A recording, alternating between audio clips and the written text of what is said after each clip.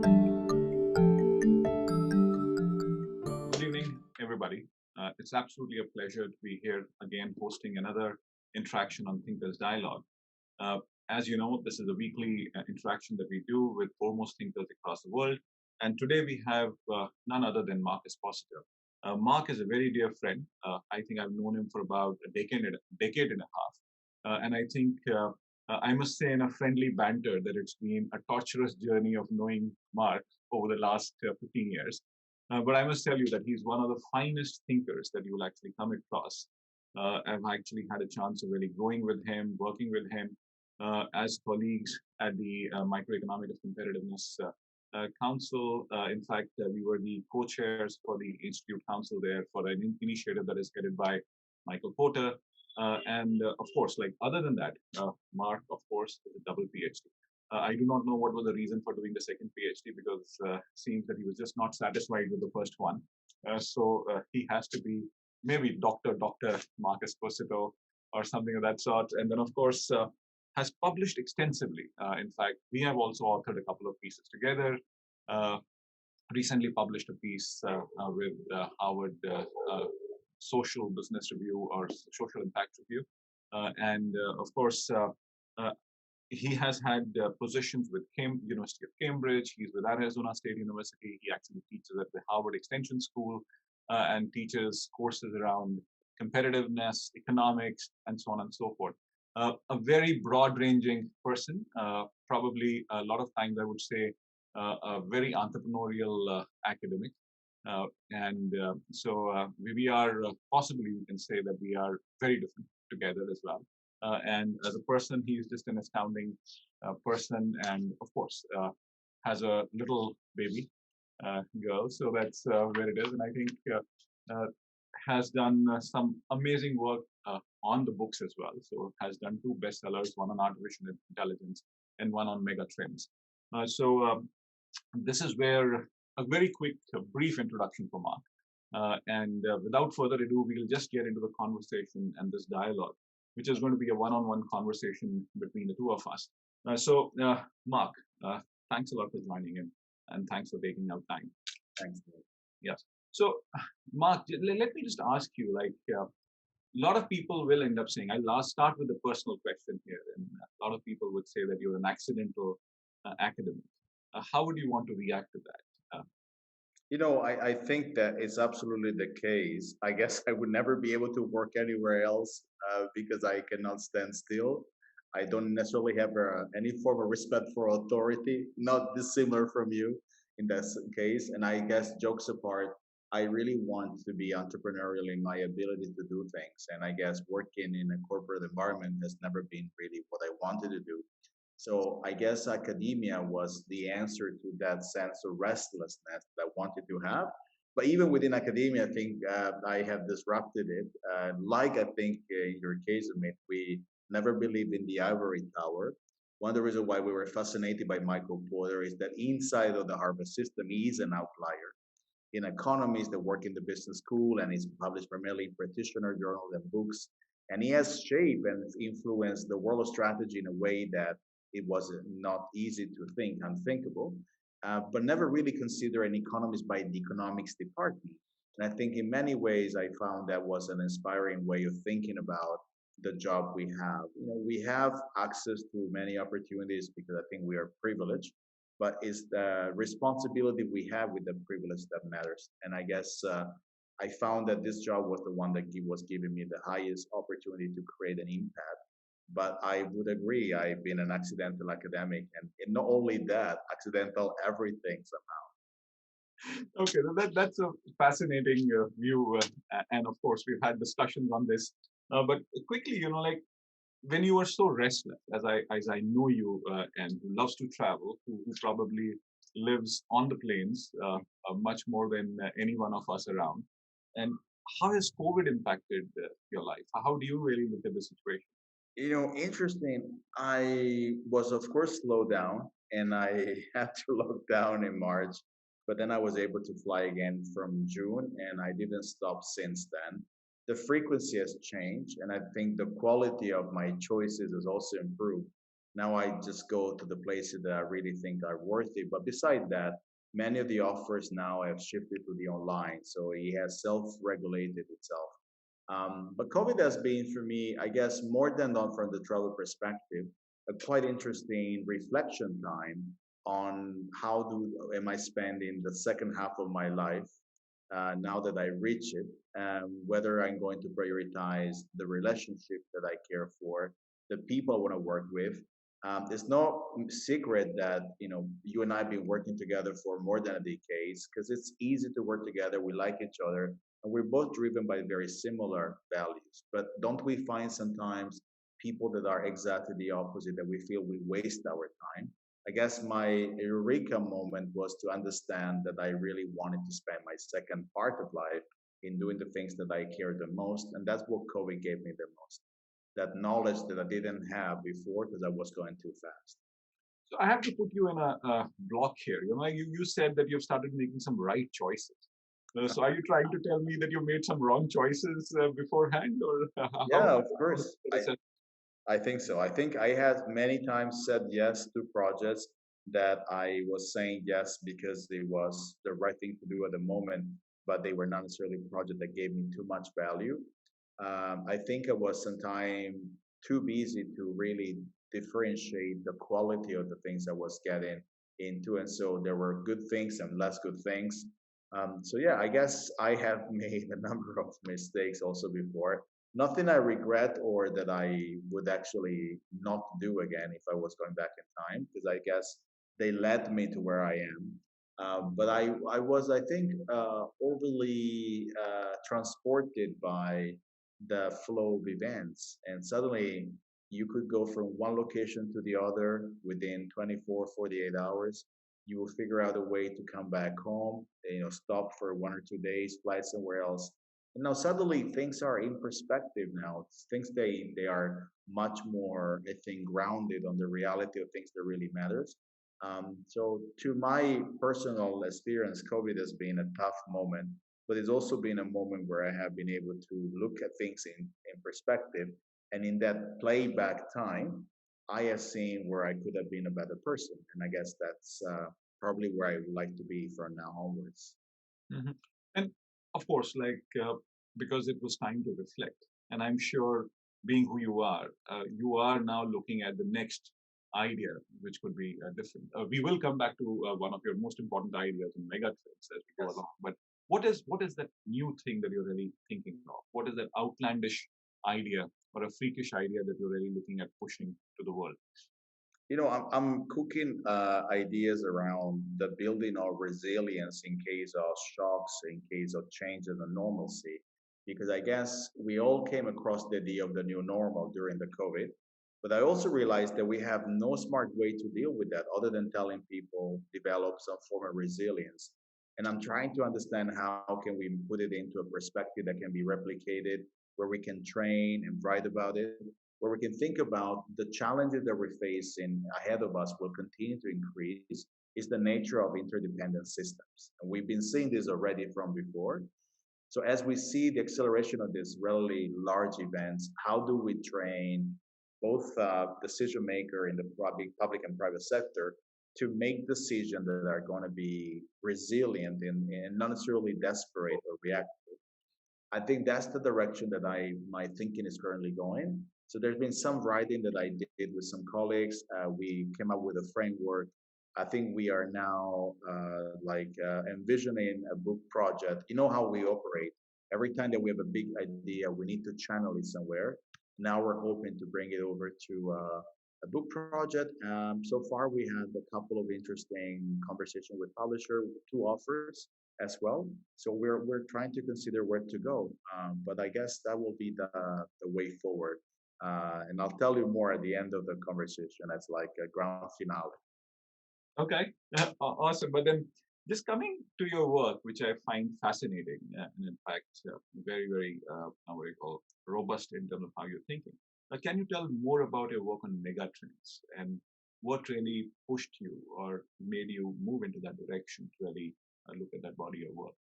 It started, in 2013 with question about where is growth. Remember some of the consulting gig that sometimes we get with governments or with company, we are always exposed to the very same question: where can I find new growth? Where are the new markets? Where can I have new opportunities?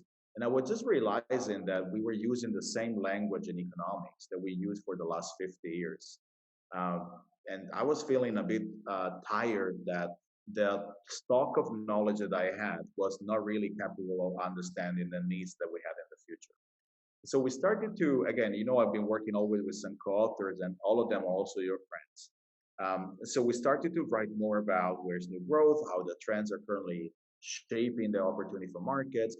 And somehow we had this moment where we started understanding that if we were able to see these trends unfolding, we could have also understood the potential for companies, firms, individual governments.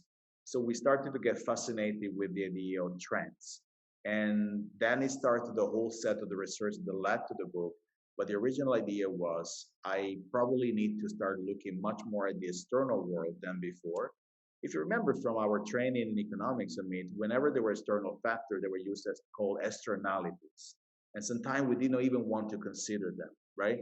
Today, I don't think there's any policy or business model can survive unless you're integrating externalities in your way of thinking. I guess that's the very beginning. That's the trigger how trends became important to me. And so when you talk about this work, and I think in one of your TED Talks, which I was actually hearing, you made a very interesting remark that you were a kid who was always questioning. And that is probably that pushed you into this direction as well. So how were you really looking at things? How were you really challenged by really finding newer perspectives? What was it that you were doing all the time to really get into this direction? I was getting frustrated that we were using incremental models to talk about growth, and we were assuming that the world is in perpetuity growing forever. And I was like saying, this is not happening. We are finite resources. In many situations, the resources are becoming scarce. We are more people now on Earth than ever in history.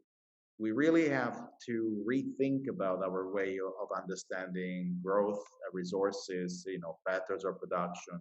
So I was getting frustrated that everything that I was trying to look was going in one direction. And I was noticing that world and the economy and the society was to some extent moving in a very different direction. The way I explained this to myself is that I was looking at things with a ruler in a straight line, but the reality I was trying to measure was so much more entropic, evolving, dynamic, non-linear. And I was thinking, how is it possible that allegedly educated person find it so hard to understand what's happening? And because I was overly dependent on the economics training that I had. And that started to be my rupture, my fracture with the system. That was also the time, if you remember, I was in France. I was a food professor in Grenoble. I got the tenure, and then I got it. I said, you know what? Now for me, it's time to break loose, to start doing things that matter more. And I wanted to move away from that dependency from the, let's say, intellectual towers. And then that's how I started to pivot, try new ideas, try to learn from strategy, entrepreneurs, economists. This was the time that Michael Porter made the most impact in my thinking because he was almost 70 and he was so innovative in the way he was thinking.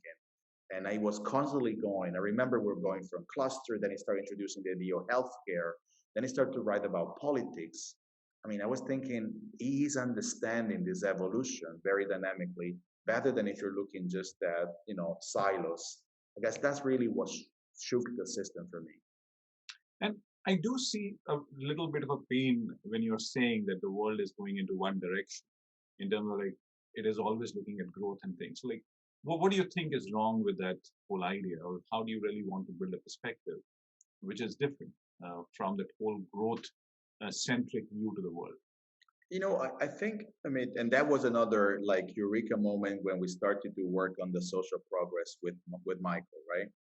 You start to realize that what matters in life, especially as you get older, is not the measurement of growth, the way you think in economics terms, but it's the ability for you to become who you want to become, to have access to some form of social infrastructure, and to have access to opportunities. And I think that becomes particularly true when you have a kid. You start thinking about the future through the eyes of your kid. I guess that was for me like, okay, life is not measured only in one dimension. Life must be measured in multiple dimensions. And have I been able to think that way for most of my career? And I was realizing that I was following the very same metrics that then became too tight for me. And I was thinking maybe there's a better way for me to think about what is growth. It's not just linear and incremental, it's maybe multidimensional. And that was somehow also opened and made available to me when I started to look at these trends. And what is a trend, if you think about it? I mean, it is a dot that is connecting to another dot, and then another dot, and then whatever is the emerging structure is very different than what you originally thought. That's an evolution of thinking for me was quite relevant, and I love. Suddenly, I was finding myself seeing things that I've never seen before. And of course, you say, "What? That's phenomenal." Then, because we are in a position of influence, then you can redirect your students, your readership, your colleagues towards that. So we can create movements which are, in peaceful terms, not like the ones that mob the Capitol hills. But that's a different story. Yeah, I'll come back. No, I have to ask you that question because I think you are from the US, and I think effectively in the next couple of hours you'll have a new president in about 2 hours, 10 minutes time. So, and how are you really looking at that? Listen, that was the only reason why we went live is because it was not coinciding with Biden being sworn in. No, I think jokes apart, Amit, you always come first. Just know it. No, I think that finally we're going to have again some sense of decency in the U.S. system. I guess what we have realized is that there is a vacuum of leadership if the U.S. decides to step down that is not covered by anybody. I would say maybe China has gained some ground, Russia as well. But I would say I felt really the vacuum of leadership like I never felt before. But I think what I suffer the most about the outgoing administration is the incompetence from the trade conversation all the way down to the America First movement that did not really understand that some of the policy were making Americans worse off. To the idea that you can resource back jobs that have been lost to automation and technology. I was sometimes like, or to the idea that immigrants who made the United States were now suddenly the enemy. There were things that were really like saying, how on earth is this happening? So I was on a constant state of pain. And I think I remember we having this conversation many at the very beginning. And I also remember when during the pandemic, we were mainly locked down and we were having many webinars together, if you remember. And we both were feeling that we really wanted to change. At the time, we didn't know about Biden winning, but we were really afraid that another 4 years of that madness. Right? So anyway, that's I guess I have said already quite a bit, right? Yeah, so we will not, I'll not put you into any kind of uncomfortable position here. But coming back to this whole idea of trends, what do you think are the big 3 or 4 trends which are going to shape the way the world is really going to be in the next 20 to 30 years, or maybe the next 50 years? I think it's interesting that we see the trends that COVID brought up to be the beginning of a series of trends that will unfold. I think the first one is that technology will no longer be just technology like we used to know it before, but we now know technology is one of the asset classes in our society. Technology decides much more than what we think. The collective design of technology generates values that we are unprecedented. The fact that you have a company like Tesla, they are considered to be technology companies in many ways, with a larger market cap than all the automotive companies combined or all the oil and gas companies combined. It shows you that something has really happened. So I think technology will definitely become a driver in the next decades. In a way, we will collectively use it to hopefully address some of the challenges that we're going to have. The other big question that I guess has become a trend is redefining that the global supply chain that we so much have admired didn't work well for everybody. We have to recognize that the populist movements they come because the model that we were using did not take into account everybody. Many people were falling through the cracks.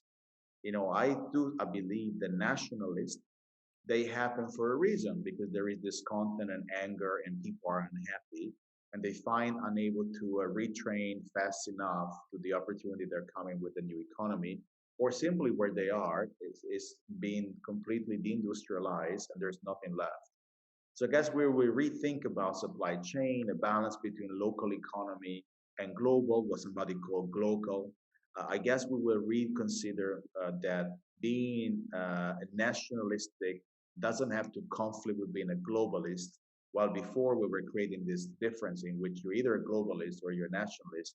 One of the things that we were saying in many of my conversation is that the best nationalist leader is a globalist because no business, no country can prosper in isolation anymore. So I think this is a trend that will start more and more. That's where our colleague Parakana, that you also know, inspires me a lot in thinking that the functional geography will be much more about cities and region and this form decentralization than nation states. Some of these trends I see happening at a faster pace than before. I also see trends that worry me, overly dependency on these technology companies for everything. Yuval Harari thinks that we will become data colonies if we're not going to be able to have our own technology solutions. I believe what happened in 2020, Amit, became an echo chamber. At first, we feel the acceleration in every single element, but it also became a major page changer. We're writing an entirely new chapter right now, and I feel it. When we talk about we talk about new normals, we should call it never normal, to be honest, because I'm not sure we're ever going to get to normalcy the way we used to. So, like you made three very important points, but something that hits me very, very strongly, and that is about the dependence on technology companies.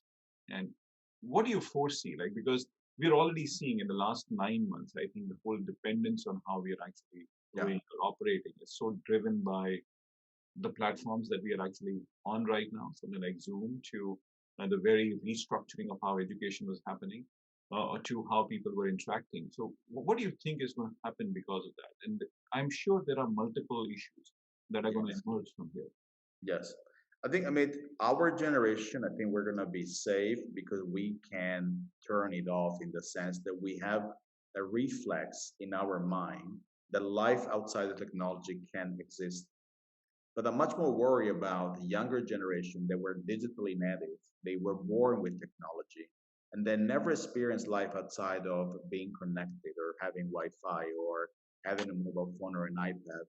I mean, I do remember when a phone call was a payphone with quarters. And I remember, when I didn't have to spend time in front of a computer to know what I am doing for a living. I guess I can still turn off the computer and turn off the phone, and I can still find a way to entertain myself.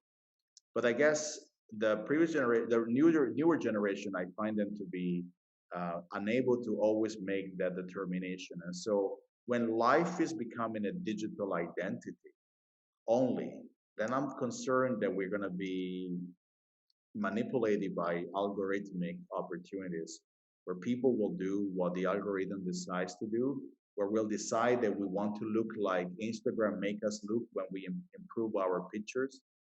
I think this distortion from reality, it will worries me the most because then we saw this with Cambridge Analytica that has an impact on the political spectrum. We saw this in terms of how much amplifying different sources of truth doesn't necessarily makes it better because some events don't have two truths; they only have one. I'm just afraid of that. I guess we have, and I guess I'm putting myself into this now. As educators, we have to help the younger generation creating that critical understanding that there is more to life than just a digital transaction. And we have to know whether it will do it through our teaching, our writing, whether it will be about creating entrepreneurship camps without technology so people can think about ingenuity and ideas. I believe that that's what are some of the trends that will equally concern me as we move forward. So one of the things that you're talking about, Mark, is you yourself said like how youth is actually going to move forward and things, or how we have to train them. But the challenge that I see today, and that's my perspective, and I could be horribly wrong on this, but the way I'm looking at it is that the youngsters are not reading enough. They're not, what do you call, uh, looking at things from a far deeper perspective as you would have looked at in the past. Now you are more dependent on a 240 character conversation, and you're building your ideas on that. And that also has a huge reflection on how authoritarianism has actually risen. So, what happens in the future? Because is it going to so happen that we are going to have youngsters who are not really going to use their minds, or is it going to be people who are not going to be using their minds and Yeah. would actually lead to a catastrophe? I mean, mental health is unfortunately on the rise, and also juvenile suicide. And that's something that worries me because I think when I grew up, suicide was such a remote option among my friends. It was not a conversation that people used to have. We were just playing, having to chase, playing sports. When you grow up, you start having more social interaction. I mean, there was a different understanding of life. And today I see the many youngsters that are becoming completely absorbed by their social media, uh, you know, devices. I also see a big drop in their attention span. I find exactly the same. I remember reading a quite interesting research that was saying that reading on the iPad does not make you retain content as much as reading on paper. But how many headmasters or director of schools I have met that they think they want to be cool by saying my school uses iPad, but I'm out kind of saying you're not moving in the right pedagogy. You're actually building the condition for this generation to be weaker than before. And if you put it in, so also the economics of the millennial that actually are a completely asset-free generation. They don't own anything of the economy. I'm just concerned that we're going to build a generation of people that are going to be unable to make those critical decisions because they have not been trained to do that because they appreciate immediacy much more than appreciating the critical discourse. I guess this is some of the things that I'm worried about, and I tend to see a lot of challenges in some countries. You know, what happens, for example, with movements when we see generation taking a big stance and breaking with the previous ones. Japan, South Korea, Chinese are also becoming very different from their parents. I'm just extremely concerned about the fact that we are a society that is losing the values and we're replacing them with immediacy gratification that can be an immediate like on Facebook or on Instagram, an immediate sense of joy for something that make us look better on how we are doctoring our image, on how popular we are on social media, on social relationships that are entirely built on an online platform. I mean, this is something that really worries me because I don't think it's just about modernity. I think that we are so like eroding the value system that really defines what a society is all about. And I believe, because I guess geopolitics is part of our life, this also erodes democracies in countries that have democracies. Michael Sandel, like Kennedy, that you probably know, he writes that if everything becomes a commodity, the price of life is something that somebody will afford more than somebody else. So we say that's some of the challenges that really. Like, but there's a counter view. In fact, I just got a counter view from one of the people on the webinar as well. He says it's possibly become a fad to bash the younger generation, and they're probably more relaxed, or they're not obsessed about work. There are possibly no people who are work alcoholics amongst them. Yeah. And they're probably bombarded with 100 times more number of stimuli in the generation that was born in our era, 60s, 70s, or whatever. So we are probably already too stale from his point of view. And they're probably quicker in judging and interpreting and moving in reflexes. So how would you really react to that? Like suddenly at one time, one aspect is that, oh, they're just moving way forward and we are just living with a jargonized view of the world in terms of saying, oh, it is about values and morals and everything. I think, and that's a fair point. I think if our generation had inherited the value systems, And so all we need to do is to be part of that. If you were going to school getting a degree, it was because you were getting a job. And that's not because you made up your mind, but that you knew that education was critical to get a job, right? That whole way of life was given to us from our previous generation. I think the challenge with the new generation is what will be the values that will drive decision and society in the future when what defined us no longer works for them in the same way. And I tend to agree. Maybe we were overly workaholic because we were coming from a culture of growth, industrialization, and all of that. I'm happy that the new generation will find that work doesn't have to be a dimension of production only, but then what will be the future work for them? How will that look like? And it's very likely that they will have to define that for us because I think they will have to define it as a representation of what they think and what matters to them, rather than having this designed by somebody else who doesn't have the same skin in the game.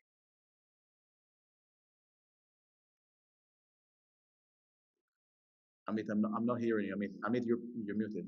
So as I take a step back here, like there is something very important that you're saying in terms of like how things are changing. And you are really reflecting on a lot of views as to how the world is moving ahead, what kind of trends are happening. But you use a framework for defining this work, or you actually use what you call as a drive Yes. framework. Uh, Yes. could you just talk more about the drive framework and how we can actually learn from that framework uh, and really assess ourselves as well as society, as people, to really see how things are changing? So, Drive has been one of my lucky experiences because I think when we designed Drive, we were trying to understand how do we organize these trends in a way that we can eventually share it, advise, consult, teach, right? And so, in business school, we tend to have this obsession for frameworks. And I think that obsession is good because it simplifies ideas enough for you to be able to chew them and make them your own, right?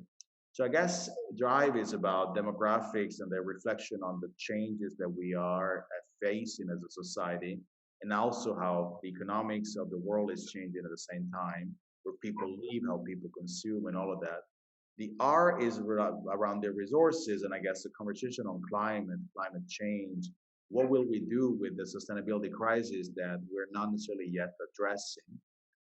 That we see becoming an increasing, imploring, and actually imploding crisis. The I is about the increasing inequality, and COVID has simply exacerbated that, where more and more people are the gap between those who have, those who don't really have, is increasing. This used to be a problem of the Pareto, if you remember, 80% and the 20%. But now in country with social welfare, the inequality gaps are becoming larger. And I'm just worried that this is not necessarily going in the right direction. We're talking about the kind of recovery of the crisis, and the most likely shape is a K shape that JP Morgan brought up. But if you think about the K shape, it means that the distance between performance will always be somehow structurally despair.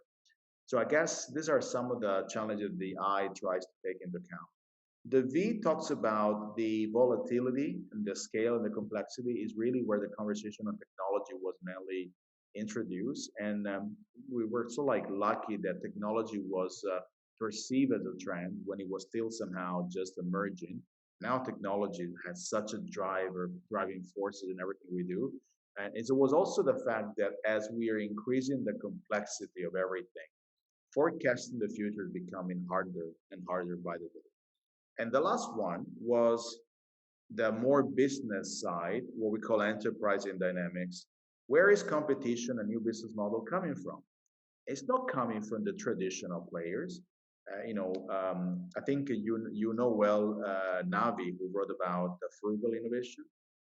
Navi wrote about with his college IDEEP, I guess, in Cambridge, about the fact that the frugal innovation that is coming from countries like India is now scaling back in global markets.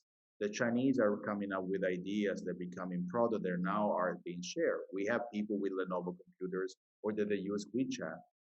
So suddenly innovation doesn't come anymore from the traditional players where research and development money was concentrated, is coming from emerging economies. And I think this is where a trend that will continue to rise. So Drive helped me to understand what was happening around it, to find a space, almost like a placeholder, where I could interpret what was happening in a way that I could make sense of it. Then I could, of course, become more strategic about it. That's pretty much what Drive has done to me. And just building up on this, I have a couple of questions. Like one is, you of course talk about resource scarcity, and in fact, when you talk about resource scarcity, you're talking about climate and climate change. And where do you see humanity going forward on this? How do you think we're going to tackle this problem? Because as I really look at it, if we are not able to tackle this thing in the room, we are talking about annihilation of the race. We are right now in the middle of a sixth mass extinction, and then the race could actually just vanish in a few thousand years, which is absolutely what I call scary. Yeah. What do you think we need to do here? How do you think we can actually create scalable solutions? How do we really make people understand that this is important to see? I think, first of all, I mean, unfortunately, I agree with you on that more negative, pessimistic way of looking at that. I believe that we are really mismanaging this since many years. I remember in last year when I was in the World Economic Forum, I met the Yuval Harari from Homo sapiens, and he was being interviewed by Thomson Reuters, and to the question, could we have addressed climate change when he was presenting to us? He said, back in time, at the beginning of the millennium, if we had collectively decided to stop the behavior that leads to climate change, we probably would have had a decrease of about 3% of global GDP, but that's minimal in comparison to the value you generate. But the reason we didn't do that is that in the moment that climate change became a political ideology, where somebody could argue in the same room, he exists or he does not exist. I think that's where we have really mismanaged the opportunity. From a business perspective, I think that those who really make decisions, the policymaker and the finance guys, they haven't seen the case for sustainability until now with COVID. You know, there were times where you only had the social activists, the environmental scientists, people working in social responsibility. You didn't have the financial, the hedge funds. You didn't have the venture capitalists, the banks. This guy were not thinking about it in the same way. Now they talk about ESG, SDG, measurement. I think now we're understanding that investing in sustainability is a much more lucrative model than not. My only worry is, are we on time for any form of reversibility? I don't know. You know, our friend Michael Green, in his last presentation of social progress, he basically says, if we go business as usual, we will reach the SDG by 2092. And I'm thinking that is a grave problem. It's a problem that we need to have. It's only by a combination of technology to accelerate SDGs, the financial industry that will start investing into sustainability because it's a better business model, and the policymaker that will make that possible. I think we can shorten our opportunity. Or actually, we can increase our opportunities and decrease the odds of failing. But gosh, I mean, if this is a tough one, because again, you are in South Asia, you meet people every day that don't have the same concern because they're not exposed to it, and that shows you that the asymmetry of information is still so deep that I think it'll take us some time before more people will be able to get to the point. It's been a failure, I think, from many dimensions, and I guess it was too much of an intellectual movement. It never became grassroots. Mhm. Excuse me. So, sorry, if you really look at this whole conversation, how do we really? You're also hinting at something very important, that we have to go beyond the idea of wealth creation and things. You have to prioritize something hugely different than this. You prioritize social progress or things. So, how do you think we can actually bring this change in the world? You know, I always thought, I mean, that if some of the largest and influential economy could do it, they would create some domino effect somehow. You know, again, going back to what we discussed before, there are many people who criticize the United States. But if the US was, for example, leading the effort in that direction, many smaller countries will simply copy it. It's just the nature of how we've seen many of these solutions to be applied around the world. And I guess if we have more important country leading the effort in that direction, I think we'll accelerate the ability for other countries to say it's part of it. I'm going to give you a quick example. Throughout the last few years, I met Paul Pullman from Unilever several times. I guess you too, right? And I was always like blown away by Pullman was very straightforward. He said, I'm using the power of Unilever to make sure that my suppliers will do as I say, because that's the only way they have to be part of my supply chain. If they're not compliant, they're out. So I was thinking about people somewhere in the world without the access to the education that maybe is required to understand what's happening, that are into the incentive of working with Unilever, who are becoming agents of sustainability because it was designed as such. Unilever was able to push through because it's a multinational company and it was benevolent. I'm always thinking a combination between the private sector driving the effort and some important country leading the advocacy might provide us with some change in the direction. Then eventually become part of a an autopilot where more country will do that. Like it happens now in some of the standards we're using for communication, banking, it was set up to work. And then now we're just not even making decision. It was a meta decision that now we're simply enable every single day. I'm hoping this is what will happen. Whether it will happen or not, I really think is a matter of the next few years. I think 5 years from now, we'll have a much clearer idea whether we're getting any closer to a solution, or whether we should simply accept the fact that we have self-determined our destiny as being towards extinction. So that's an interesting point. But as we talk about extinction, of course, it is something which will happen in about 2,000 years, 3,000 years, and there are some very immediate problems that we have to look at. How about inequality? Inequality has had such a stunning impact on the world, and that has actually given rise to what you would call as possibly the nationalists, the authoritarians, and that has happened across the world.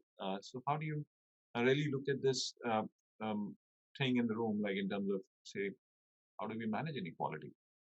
I think, we can start by a larger financial inclusion of the millions of people that are not part of the financial economy, and that helps already to make sure that we are not necessarily excluding. That is just, I think, is a first step, and it's not even exhaustive. I guess my challenge is the redistribution of capital, not in a communist sense, but between the digital economy and the real economy in a way that is billions of dollars in assets that do not get redistributed anywhere. We find a way to redistribute them into real project in the real world where we live every day. I find that as the digital economy decouple itself from the real economy, if you're hearing that the Dow Jones is growing by 15%, it doesn't mean anything for most people. If my life is not better off. So I think how do we find a way for the incentive to be redistributing those capital back to the economy? Because in the good old days in capitalism, by hiring a person or by paying taxes, you're redistributing capital.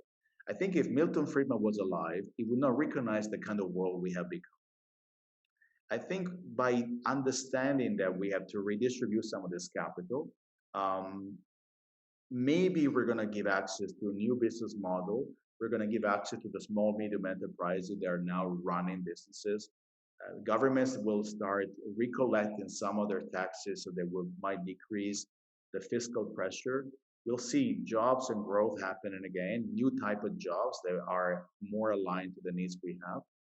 I guess this is a way for me to imagine a possible redistribution, but I'm afraid of using redistribution because it could be misinterpreted as like top down.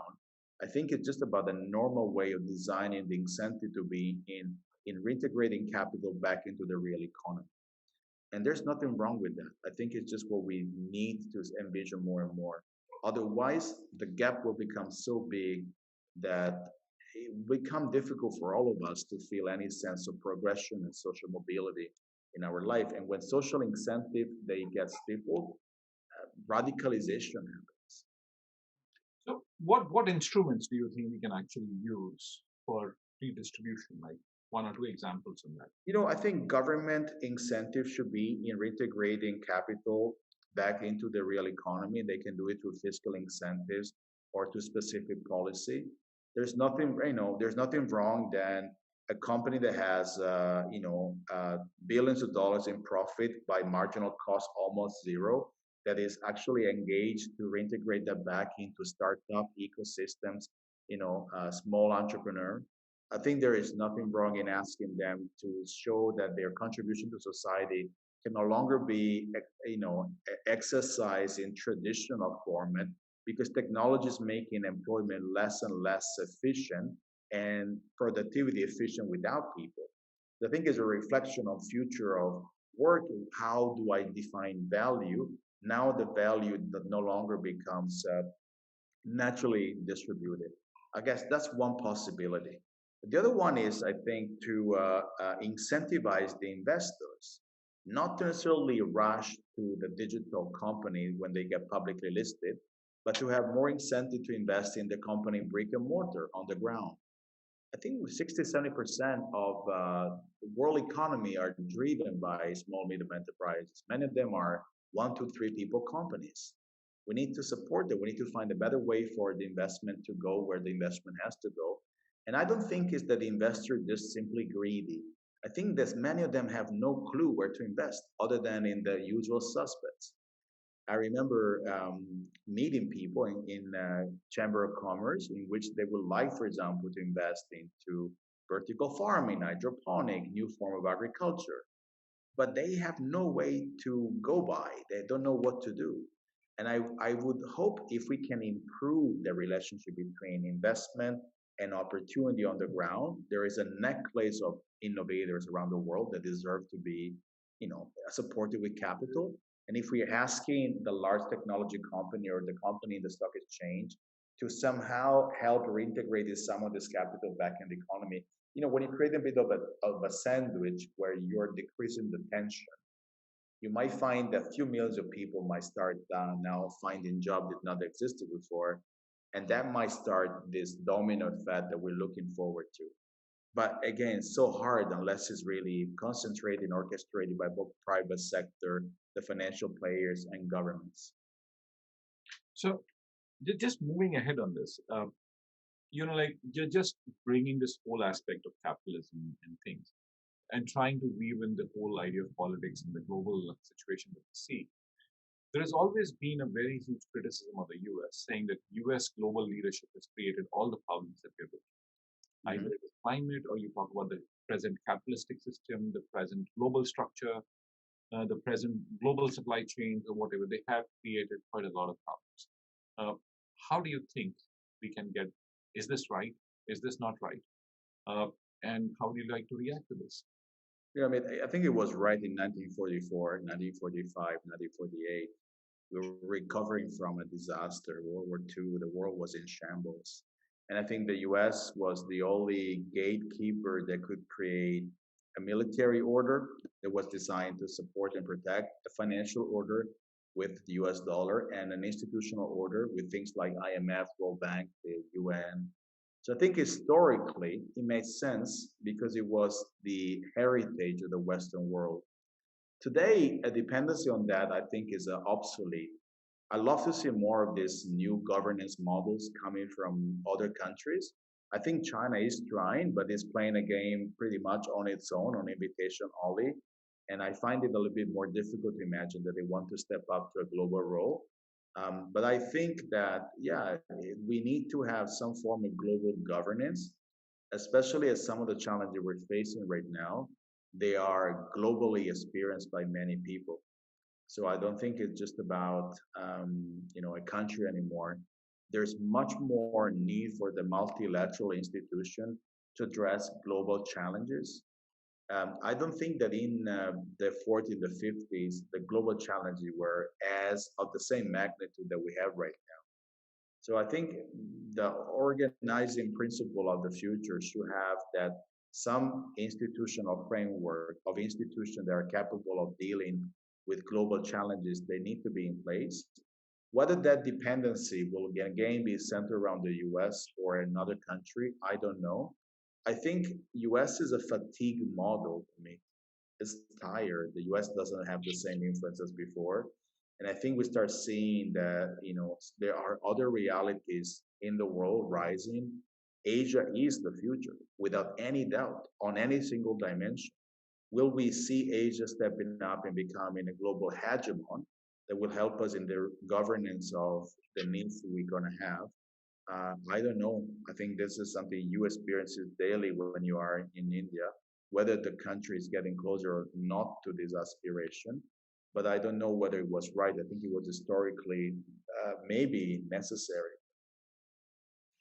And so that's fascinating. But when you talk about, say, Asia, the rise of Asia, are you really going to say fundamentally one or two countries, or is it going to be a collective thing? Because Asia seems to be a fairly large place in itself. Are you saying China? Are you saying India? Are you saying Singapore or something else? Recently in one of my classes, a Chinese student said, why don't we have an alliance like the EU between China, South Korea, and Japan? Wouldn't we be that powerful? And I had nothing to answer other than say, pretty much, it would be a pretty powerful alliance. So I think I would like to see some form of integration of the Asian economies that for so long have been disputing borders, wars, territories, armies, islands. I would imagine to see an integration of the Asian continent more than before. It happened in the EU. It happened with the North Atlantic Trade Agreement, the North American Trade Agreement. So somehow the increase of opportunity for a country like Canada, US, and Mexico. I think the integration of Asia is a necessity given the importance that Asia has.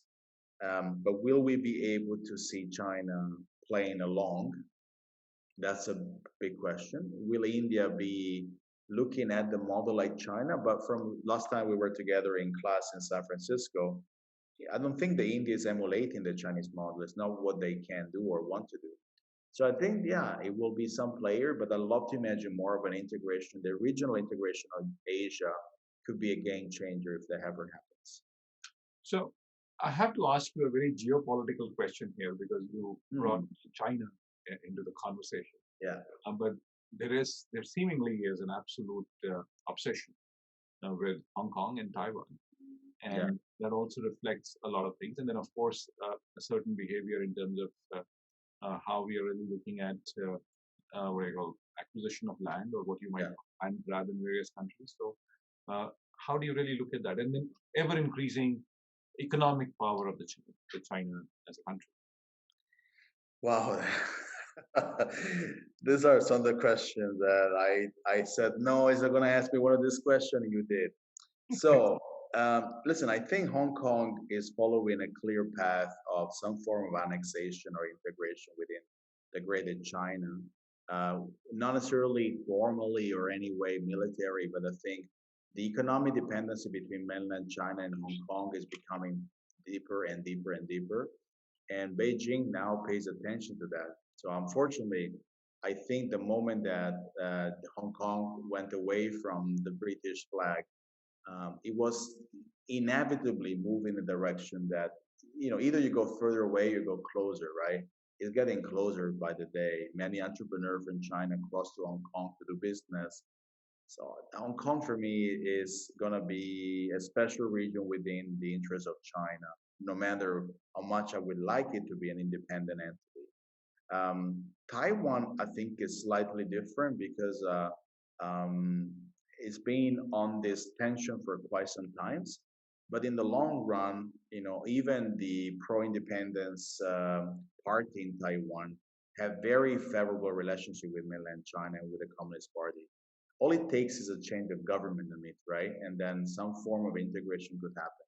So I'm almost consider them to be, what sunk cost. These two regions are sooner or later be integrated in the larger influence of China.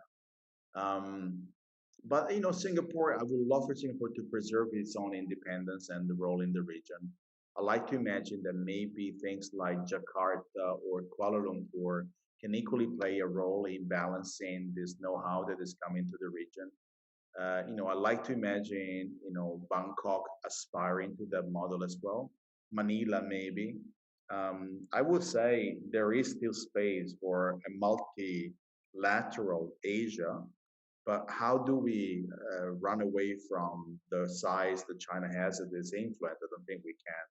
In the same way as in Latin America, no country can live without the shadow of the United States, right? So, So, but I have to really step back and I have to go to in the what you're working on, the fourth industrial revolution, and very quickly, how do you think the transformation that we are seeing right now through that fourth industrial revolution paradigm, that whole transformation of economies and societies, uh, do we even have a grasp of how things are really happening? Are we really able to assess or address things that are facing us?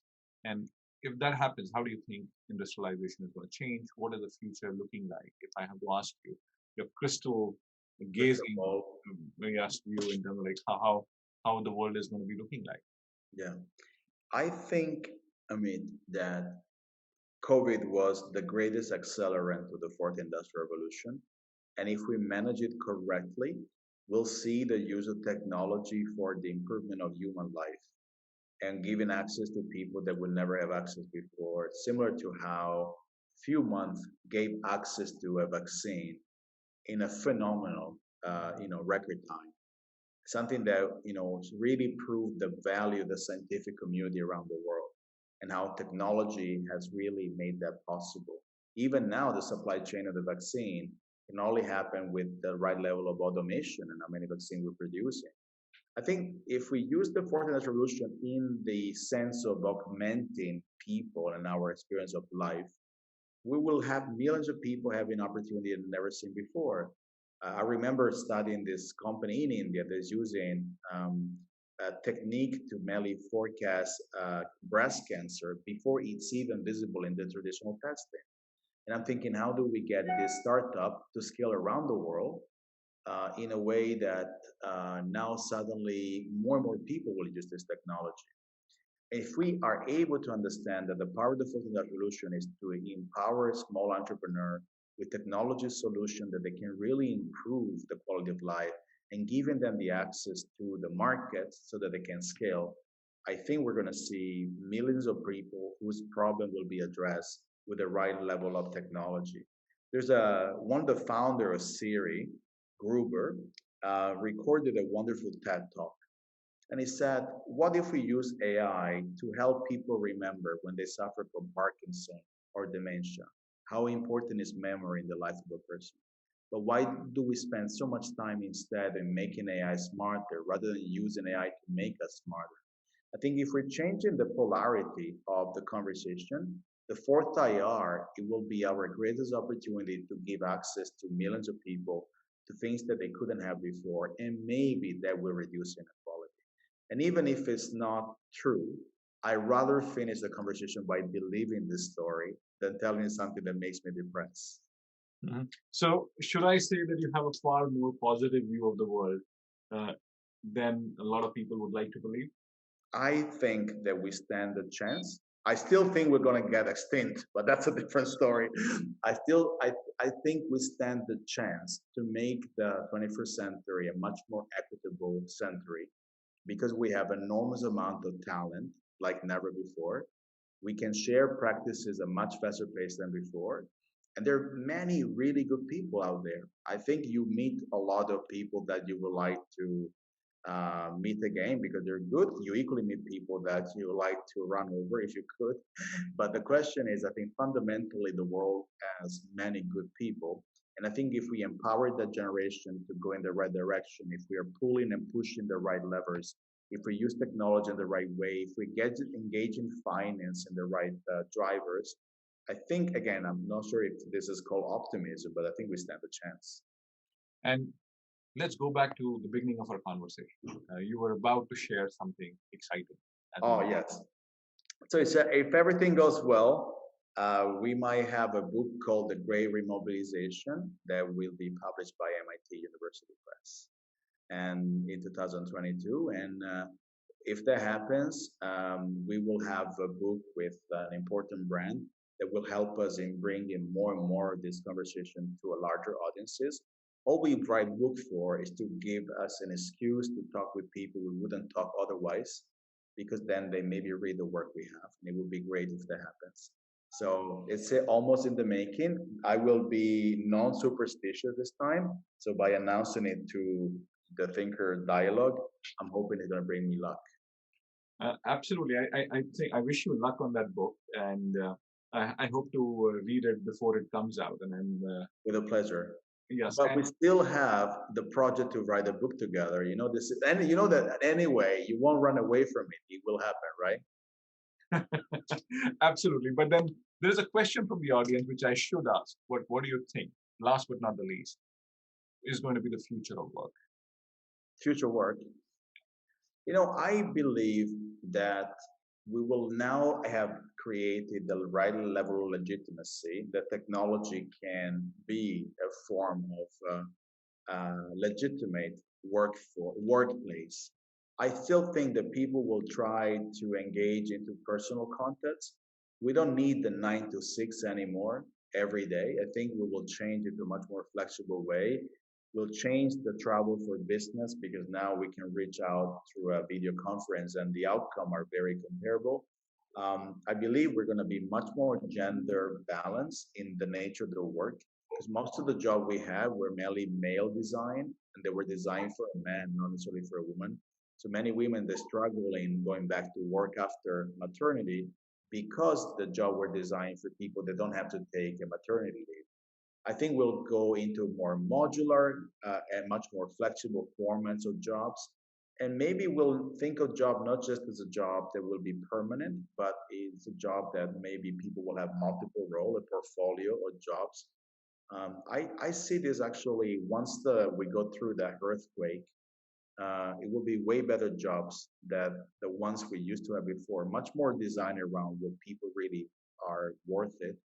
Because imagine, I mean, a person that is doing 50% of the time the same job, repetitive, it gets to the point in which it's almost not dignifying anymore, right? There's so much more that we can use people for. So I'm hoping we redesign job for our strength, and those strengths are not by repeating stuff over and over again, because that's what machines are for. So that's the view I like to have. So that's on this fascinating note, Mark. I think we will get this conversation to a close, but it's just been a great conversation. I learned so much out of this. And of course, if you were in a class, it could have actually turned into a battleground of sorts. Absolutely. Yes, with different views and massacring each other, but that would be for a different conversation and a different time. But thanks a lot for joining us today. It's just been a pleasure hosting you and having you with us. Thanks. I mean, thank you. And to anyone who saw this, I mean, our friendship is one of the most important things that I got from my time at Harvard. And I'm happy that he has survived so many different moments. And I look forward to what is ahead of us. And on a personal level, you're really a close friend, and I really appreciate the work you do. Thanks again. Thanks, Mark. Be well and be safe. Good luck. Yes, take care. Bye.